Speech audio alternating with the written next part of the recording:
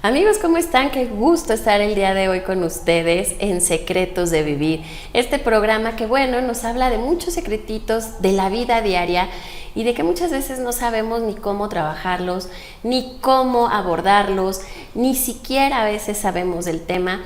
Y aquí nos encargamos de compartirles a todos ustedes pues estos temas de salud mental que a fin de cuentas son parte de nuestro día a día. Y el día de hoy quiero presentarles a una hermosa mujer, a una niña maravillosa, una de nuestras grandes terapeutas de la Fundación, a mi querida Silvana Mondragón. Mucho gusto de que estés acá conmigo, mi querida Silvi. Y ella es especialista en niños, en adolescentes, y hoy vamos a hablar de los pequeños. Después de la pandemia nos hemos dado cuenta que los niños a corta edad están presentando algo tan espantoso que se llama ansiedad, que ha existido siempre, pero que hoy se manifiesta un poco más y hoy lo vemos más y hoy lo hablamos más. Antes los niños se comían las uñas, se hacían pipí, gritaban o lloraban mucho y no le tomábamos tanta importancia, mi querida Silvia.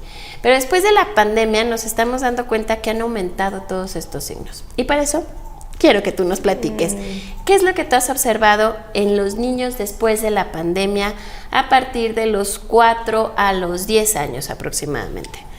Pues muchas gracias, primero que nada, mi hermosa doctora Sisi, por invitarme al programa. Creo que ha aumentado en gran cantidad el problema de la ansiedad en los niños y de la depresión. ¿Cuáles son los factores? Porque hay situaciones que son miedos evolutivos, ¿no? Que son miedos transitorios, van pasando, que el miedo a la oscuridad, que el miedo a los fantasmas, son miedos que son evolutivos, que van a pasar, inclusive el miedo por separación, cuando se separan de los padres y van a la escuela. Sin embargo, cuando se convierte ya en un trastorno o en una patología, es cuando ya vemos situaciones como dolor de estómago, como que no quieren ir a la escuela, como morderse las uñas, como bien dice. Hay algunos otros casos también donde los niños muestran jalarse el cabellito, jalarse las pestañitas, todas esas situaciones. Comer de más. Comer de más, comer de menos, tener muchas pesadillas constantemente, inclusive tener alteraciones del sueño. O también se ve mucho que los niños explotan, o sea, ante con situaciones. Mayor facilidad. O en llanto o en enojo incontrolable. Puede haber tartamudeo, hay un sinfín de rasgos y que nos pueden indicar que el niño puede estar atravesando por un problema de ansiedad. Ok, si yo tengo niños en casa y observo estos síntomas o estas actitudes en los niños, ¿cómo como papá me puedo acercar para ganarme su confianza y empezar a ver qué es lo que le está causando ansiedad? Claro. Yo creo que primero, y es un error que muchos cometen, ¿no? O cometemos, no pasa nada. Es lo peor que le puedes decir a un niño. ¿Por qué? Porque lo confunden. O sea, mi papá me está diciendo, mi mamá me está diciendo que no pasa nada, pero yo estoy sintiendo todo lo contrario. Claro. Parece algo paradójico, pero cuando tú le dices sí, o sea, ¿qué tienes? ¿Te sientes así? Noto que te ves, que te sientes con miedo, que te sientes estresado, incluso explicarles qué es el miedo, qué es el estrés, cómo se siente, ¿sí? Y que el niño le permitamos al niño expresarse y decir, pues me pasa esto, tengo esto, empatizar con él, realmente decir sí, y se vale que te sientas así. Aquí estoy para ti. Ok, si la respuesta del niño es cerrarse, Silvi, ¿cómo como papá puedo ayudarlo? Porque bueno, el siguiente paso es recurrir a un especialista, que siempre los papás vamos y les decimos, toma el chiquillo porque ya no puedo con él, ¿no? Arréglalo. Y a veces es desde casa el arreglarnos nosotros como papás. Pero un siguiente paso después de decirle, aquí estoy para ti, y si el niño se cierra, ¿qué puedo hacer? Yo creo que analizar qué está pasando, porque si se está cerrando ante sus figuras primarias, es revisar qué yo le estoy transmitiendo a mi hijo para que se cierre y no me quiera compartir, ¿sí? A lo mejor son demasiado estrictos, demasiado exigentes. Esa parte es bien importante porque también por eso se desemboca mucho estrés en los niños, ¿sí? La exigencia que se le pide en casa. Claro. Entonces, revisar qué pasa conmigo como papá. ¿Por qué mi hijo se está cerrando ante las figuras más importantes? Estamos hoy en día, los papás que trabajamos, y me incluyo, a veces creyendo que los niños ya son adultos, ¿no? Y que tienen que comprender las situaciones y que se tienen que acostumbrar a las situaciones. ¿Qué les dices tú a los papás? Que los dejen vivir su niñez. Es que sí, el niño tiene que comprender las cosas y yo soy partidaria de decirles siempre la verdad a los niños, pero también que los dejen ser, no exigirles de más. O sea, en la escuela, si ellos lo máximo que pueden dar es un 8, está bien su 8. Una calificación no define al niño. Claro. Entonces, sí que les permitan vivir un poquito su infancia. Esa es una muy, muy buena pregunta. Mi Silvia hermosa, cuando vemos que los niños ya definitivamente no se abrieron con nosotros, que nosotros no podemos observar lo que les estamos transmitiendo a nuestros hijos, ya es importante acudir con un especialista. Platícanos un poquito cómo el especialista empieza a tratar a este niño, vamos a ponerlo de unos 6, 8 años, que ya tiene problemas de colitis, con dolor de estómago, que ya tiene un trastorno de su alimentación. ¿Qué pasa? Primero es importante aclarar que cuando ya pasa a ser un síntoma físico, ya es necesario de apoyarnos de un especialista, en este caso un gastroenterólogo, un pediatra, para que nos ayude en el ámbito físico. Y claramente aquí lo que se hace en terapia es primero ganarse la confianza. Yo es lo que siempre le digo a todos los papás de mis pacientes. Sin vínculo no hay terapia. Totalmente. Entonces, que primero ganarme la confianza del niño, que él conozca también quién está del otro lado, que no es un adulto, que es que lo va a regañar, que le va a decir está mal, sino que hay alguien que puede llegarse a sentir igual que él, ¿no? A pesar de ser adulto. Después de eso, pues se trabajan las emociones, que el niño aprenda a conocer todas las emociones y en especial el miedo, el enojo y la tristeza. ¿Sí? Que como yo le digo a mis niños, no son malas, solo son emociones displacenteras. A nadie nos gusta sentir. Sí, totalmente. Cuando un niño empieza a crear este vínculo contigo, ¿qué es lo que trabajas con ellos directamente? Sus emociones. El miedo, porque cuando hablamos de ansiedad hablamos de miedos. Entonces, ¿qué le tiene miedo? ¿Qué está pasando? ¿A qué le tiene miedo? Trabajar su seguridad en sí mismo, lo que él es capaz, ¿sí? Eso yo trabajo, no sus deficiencias, sino lo que él es capaz de lograr, ¿sí? Cuando vemos después de la pandemia varios niños, Silvi, ¿cuál es el problema más grande que ves tú ahorita en ellos? ¿O qué es lo que los niños manifiestan ahorita que tienen más miedo? El miedo a la muerte, que quedó muy presente. Muy presente después de la pandemia. El miedo a la separación, porque muchos niños empezaron su primaria por medio del Zoom, entonces ahora separarse e ir a la escuela. Entonces, el miedo por separación, que regularmente es transitorio, ya si causa algún problema más, bueno, se asiste a terapia, pero el miedo a la muerte. Este miedo a la muerte, ¿cómo manejarlo con los pequeños? ¿Cómo explicarlos? Porque bueno, hemos visto de tiempo atrás que ya las películas y esta famosa empresa de películas para niños se ha dedicado a hablar sobre este tema. Han sacado varias películas, productores mexicanos han hablado sobre la muerte, ¿no? Con los niños, hay películas muy lindas. Pero ¿qué pasa con los niños? ¿Por qué siguen teniendo tanto miedo a la muerte? Okay. Primero es un miedo con el que todos nacemos. Y segunda, como la pandemia nos vino y nos prohibió muchas cosas, el abrazo, el ver, pues se les fueron familiares sin abuelos, tíos, sin despedirse. Ajá. Entonces a los niños les causa como, pues ¿qué hay? ¿O es mala la muerte? ¿O por qué? ¿Qué pasa? No saben ni siquiera qué es la muerte, porque pasa algo. A los niños, muchas veces en casa a los niños se les oculta, que yo creo que es un error, el hecho de asistir a las velaciones, de decirles, muchas veces les dicen, no, pues se fue al cielo, ¿no? Y los niños, como son tan literales, pues voltean y dicen, pues ¿dónde está mi abuelo, no? Entonces, el hecho de prohibirles ir a que los velen y todo eso, es un error, porque les ¿Tú crees recomendable llevar a los niños a los funerales? Yo creo que sí.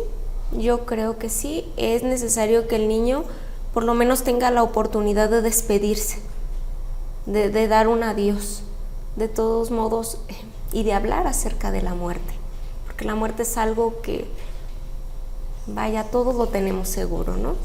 A mí me gusta mucho trabajar esos temas con un libro que se llama El pato y la muerte, ¿no? Y los niños se quedan muy satisfechos al escuchar que realmente la muerte no es mala y que realmente la muerte nos acompaña desde que venimos a este mundo. Empiezan a familiarizarse con el tema, ¿no? Y son temas que como papás tampoco tocamos en casa. Exactamente. ¿Nos recomendarías a los papás poder hablar sobre la muerte o sobre qué me gustaría que pasara cuando yo muriera, o qué les toca hacer a ustedes cuando yo muera? Si el niño es algo que pregunta, sí. Si no lo preguntan, ¿se podría abordar el tema como algo muy común? Sí, claro, porque es algo común. Entonces sí, abordarlo. ¿Qué pasa con los papás que no lo pueden tocar? ¿Qué haces tú como terapeuta cuando el papá se niega o la mamá se niega a tocar estos temas? ¿La mandas también a ella a terapia? Definitivamente. Ok. Están oyendo que definitivamente yo creo que todos necesitamos este acompañamiento terapéutico. Cuando los niños tienen cierto tiempo, Silvi, ya en este acompañamiento contigo y todo, y no hay una mejoría, ¿qué pasa ahí? Hay que ver qué está pasando en casa, porque el trabajo es de tres. Es el niño, son los padres y soy yo. Entonces vamos trabajando en conjunto. Entonces vamos a ver qué está pasando en casa. Porque realmente yo, como les digo a mis pacientes, si yo veo que el niño realmente no puede o no genera ese vínculo conmigo, pues yo lo hablo. O sea, ¿saben qué? No está generando un vínculo, no tiene sentido que lo sigan trayendo. ¿Por qué? Porque conmigo no va a poder. Vamos a buscarle otra persona con la cual puede él abrirse. Ok, siendo bien claros y siendo muy honestos con los papás, ¿te has topado con papás que se niegan a esta parte? No. ¿A que te exigen que ayudes al niño? No Sí, me he topado con padres que quieren ver grandes resultados en muy poco tiempo. Entonces, pues yo quisiera hacer magia, ¿verdad? Pero no se puede. Quisiéramos tener una varita mágica y poder trabajarlo juntos, pero hay veces que no se nos da, no se nos permite. ¿Qué le dices tú a los peques que implementen en su día a día para poder controlar la ansiedad? Okay. Porque obviamente ellos empiezan a sentir algo extraño en su cuerpo, pero no saben y que todavía no son tan conscientes. Claro. ¿Qué les dices que empiecen a hacer? En terapia trabajamos el círculo mágico, un círculo que les enseño cómo lo pueden abrir y es un lugar seguro para ellos. Les enseño la técnica de la mariposa, ¿no? Es una técnica que les pides que simulen una mariposa Entonces esa mariposa los va a abrazar. Okay. ¿Sí? Los abraza y les pides que respiren lentamente y entonces uno empieza pap y con el pap, pap, pap, hasta que ellos se puedan tranquilizar. Estas técnicas obviamente son especiales para niños. ¿Los adultos las pueden utilizar? Claro. También. Claro. ¿Qué les dirías tú a los papás que están teniendo este tipo de situaciones en casa? ¿Cómo lo abordas? Yo creo que los papás, bueno, hasta donde yo me he topado son muy conscientes. O sea, los papás que me he topado son conscientes en el sentido de que saben que llevan a su hijo porque hay algo en su hijo que está de momento no tan fuerte, no tan seguro, y es que ellos mismos se dan cuenta, ¿no? En la entrevista inicial, pues hacemos el historial clínico y entonces yo les digo que es posiblemente lo que pueda estar pasando y de hecho ellos dicen sí, puede ser que sí. Y ya después cuando veo el niño y los vuelvo a ver a ellos, ya les doy el diagnóstico como tal, ¿no? ¿Saben qué? Observo esto, tiene rasgos así, entonces vamos a trabajar en esto, entonces sí. Muchos papás siempre te preguntan, ¿y en cuánto tiempo? ¿En cuánto ¿En tiempo? cuánto tiempo crees que mi hijo va a estar bien? ¿Qué les contestas? Eso es una respuesta que no les puedo definir. ¿Por qué? Porque conforme tarda 1 año, conforme tarda 3 años, conforme tarda 6 meses, depende del proceso de cada niño. Ni siquiera es mi proceso, es el proceso de cada niño. ¿Sí? Cuando estamos en este punto de como terapeutas que estamos del otro lado y observamos la problemática con la que llegan los niños, teníamos y tenemos ahorita un pequeñito de 4 años, ¿no? Un pequeñito de 4 años que a los 4 años pensamos que todo está bien, ¿no? ¿Qué pasa ahí, Silvia? ¿Por qué desde tan chiquitos se empiezan a manifestar todo esto? ¿Ya vienen con otro chip? Debe de haber causas genéticas, o sea, sin duda alguna, a lo mejor, no sé, papá, mamá con tendencia a la ansiedad, a la depresión, si estuvieron tomando algún tipo de psicotrópico, algo, ¿no? Que para eso se hace en la entrevista inicial, para realizar el historial clínico y saber si hay algún antecedente de esta índole. Okay. Pero yo creo que se debe también mucho a los factores externos sociales. En casa, como repito, en casa, ¿qué está pasando en casa? ¿Qué está pasando en la escuela? Porque la escuela también es un factor muy importante para que el niño desencadene ansiedad. Totalmente, vemos ahora el bullying, ¿no? Hoy tiene un nombre, antes era echar carrilla, en mi tiempo, ¿no? Pero no se manifestaba con tal grandeza entre niños tan pequeños y ahora lo vemos cada vez más y más. Sí. ¿Cómo abordar? Porque digo, bueno, puedo cambiar al niño de escuela, ¿no? A que reciba otra atención, pero el niño ya viene marcado. Claro. Y seguramente en la siguiente escuela también va a tener adversidades. Estas adversidades o estos rasgos de miedo, claro, al tenerse que interactuar. Que es bien sabido que tan pequeños pues tienen una gran capacidad de adaptación. Pero ¿qué pasa ahí con los niños tan pequeños, ¿no? Que vemos los berrinches cada vez más y más y que ya ahora creo que los papás hemos perdido un poco de control porque ya vemos a los niños pequeñitos que le están pegando a los papás de una manera y que saben que lo están haciendo y que es algo mal y lo siguen haciendo, Silvia. ¿Crees que viene también toda esta parte en que hemos perdido el control como papás? Creo que sí, gran parte es porque nos fuimos al otro extremo, ¿no? De los padres autoritarios, se hace así porque yo lo digo y te callas y te doy, si quiero, un golpe, ¿no? Al extremo del lo que tú digas, está bien, no digo nada, está bien, todo lo que tú digas se hace. Entonces, paradójicamente también ese es un maltrato.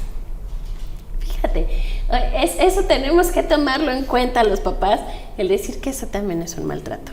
Uh-huh. Sí, exacto, porque pues no le estás dando la importancia al hijo, lo estás dejando ahí le estás dando de alguna u otra forma indiferencia. Entonces, sí. Fíjate cuántas cosas hoy nos venimos a enterar que pueden llegar a ser maltrato, ¿no? Y este maltrato va aumentando, obviamente, con los niños pequeños, en permitirles todo esto.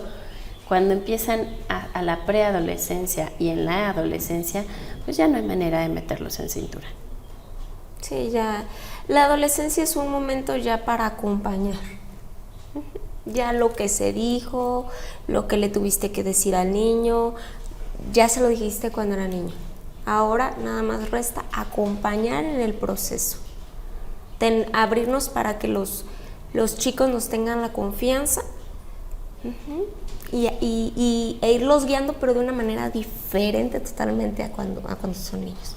Y ahí es como un acompañamiento. Fíjate, en esto que dices tú es muy importante que tengamos en cuenta como papás que los primeros años de vida son primordiales. ¿Qué les estamos dando a los hijos? Yo te lo puedo decir como mamá, que fui mamá muy joven. Si a mí me hubieran dicho eso hace muchos años, bueno, otra cosa hubiera sabido hacer como mamá, ¿no? Lo mencionábamos el fin de semana, pues nadie nos da un manual, nadie nos dice cómo ser mamás, cómo ser papás, y lo vamos haciendo todo con el instinto, claro, o con lo que vivimos y aprendimos. Pero hoy la ansiedad también es manifestada por los adultos, y los niños están aprendiendo a vivir con eso. Claro, porque de hecho sí hay casos en los cuales los papás tienden a la ansiedad y los niños replican eso. Así es. Están replicando exactamente lo mismo.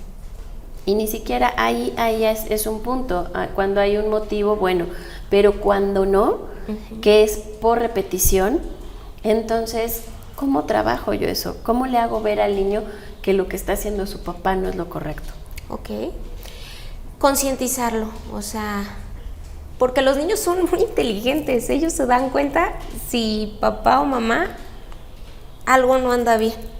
Entonces, realmente eso es lo que ellos quieren y trabajar sobre eso, sobre lo que el niño quiere, porque algo que también yo siempre les digo a mis niños y a mis adolescentes es, aquí lo importante no es lo que quiera mamá, no es lo que quiera papá, no es ni siquiera lo que quiera yo, es qué quieres tú.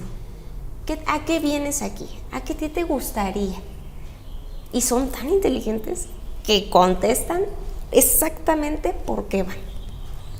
No tengo un caso donde me hayan dicho, ay no, pues es que quiero venir a platicar contigo. No. Me trajo mi mamá. Ajá, no, ellos solitos dicen, no, pues porque me porto así en la escuela o porque me dicen esto y quiero cambiarlo. Qué impresionante y cuánto valor le hemos quitado a los pequeños en lo que ellos saben y sienten, ¿no? Y la importancia de la niñez. Obviamente me decía el otro día una persona, yo creo que no hay nadie que pueda decir que tuvo una niñez perfecta. Yo creo que esos son los recuerdos que se nos van quedando en la mente. En efecto. ¿Cuál ha sido el caso más grave que hayas visto de un niño con ansiedad?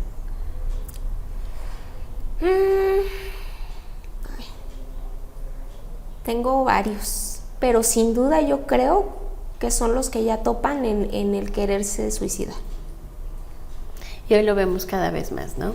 Platicaba yo hace unos días de la importancia de la salud mental, que hoy viene desde los pequeños, y que ahí vemos con mucha tristeza que antes de la pandemia había una incidencia de un 20% global de suicidios y hoy ha subido un 60%, pero ha aumentado en niños menores de 10 años. Claro, y vuelvo a repetir, creo que se da gran parte por lo que viven en casa y por lo que viven en la escuela. Que son sus lugares de protección. Sí, claro, que deben de ser sus refugios. Ahora sí que por eso se le dice que la escuela es el segundo hogar. Totalmente. Entonces, revisar qué está pasando, qué tan a gusto se siente, o sea, cuáles son los indicadores y qué está pasando en casa también, cómo se les está educando, qué herramientas les están dando, si los están fortaleciendo ante la vida.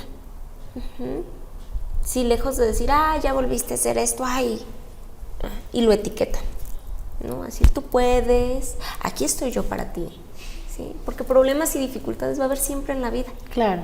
Pero el caso es sacar a los niños fuertes, darles herramientas, ¿sí? Para sacarlos fuertes y que sepan qué hacer en el día a día, en su cotidianidad. Qué importancia, qué bueno poder saberlo, pero tú como mamá, como papá, si no sabes cómo y a dónde recurrir, tenemos grandes especialistas. Platícales dónde, mi querida Silvia.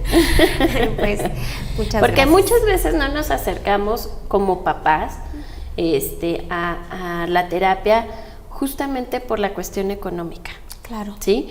Y lo dejamos pasar y a veces sabemos que mi hijo necesita ayuda, pero no sé a dónde recurrir. Y los lugares donde se supone que son gratuitos, pues no tienen inmediatamente atención. Y si me atienden es sí, pero luego te veo dentro de 3 meses y no hay una continuidad. Claro. ¿Dónde pueden encontrarte? En la mejor red de apoyo, Juan Mani. En nuestra red de apoyo, que efectivamente justo por esas razones que nace, y Silvia es una de nuestras hermosas terapeutas infantiles, y de las mejores, déjenme que les diga, porque se creó esta red de ayuda para eso, para que las personas que no puedan económicamente pagar una sesión que normalmente pues son costosas por todo lo que nos cuesta estudiar y prepararnos, pero que también brindamos este pedacito de atención a las personas que más lo necesitan. Si tú, mamá, papá, nos estás viendo el día de hoy, pues puedes buscar la red de ayuda en las redes sociales que se llama Juan Mani con K. Y ahí podemos referirte a la atención personalizada con grandes especialistas, pero sobre todo el cuidar. Hoy para mí es muy importante hablar sobre los niños, sobre los adolescentes, porque es nuestro futuro, es lo que tenemos el día de mañana, y el poder ayudar a mi hijo, saber que está pasando un mal momento, y que muchas veces yo lo veo con los papás, es que yo la regué y me siento tan mal que ahora no sé ni cómo verlo, ni cómo acercarme. Pero bueno, podemos empezar por ayudar al niño a que aprenda cuáles son sus emociones. Claro. ¿Qué es lo que está sintiendo? ¿Qué es lo que está sintiendo y cómo gestionarlas? ¿Qué puede hacer con el miedo? ¿Qué puede hacer con el enojo? ¿Qué puede hacer con la tristeza? Porque todas esas emociones son funcionales. Son funcionales, totalmente. Entonces, eso es lo que se trabaja en sesión. Sí, qué bueno. Ahí tienen toda la información. Si ustedes, ya Silvanita nos dio todos los síntomas, si ustedes tienen pequeños, pues que de un rango de que 4 a 10, 11 años, que manifiesten este tipo de sintomatología, pues es importante acudir, revisar. Y con los niños es sumamente rápido el trabajo, porque tienen de verdad un nivel de adaptación y de entendimiento muy amplio, claro, mucho más que un adulto, y sus procesos pueden ser mucho más cortos, y les enseñamos la importancia de la salud mental. Exacto. ¿Verdad, mi Silvia? Exacto. ¿Algo más que nos quieras compartir? Pues nada más decirles que muchas gracias por la invitación, mi hermosa doctora Sisi, y que estoy a sus órdenes. Con mucho gusto y con mucho cariño recibo a cada uno de mis chiquitos. Les agradezco muchísimo nos hayan acompañado el día de hoy en Secretos de Vivir, y bueno, tenemos un poquito más de este tema.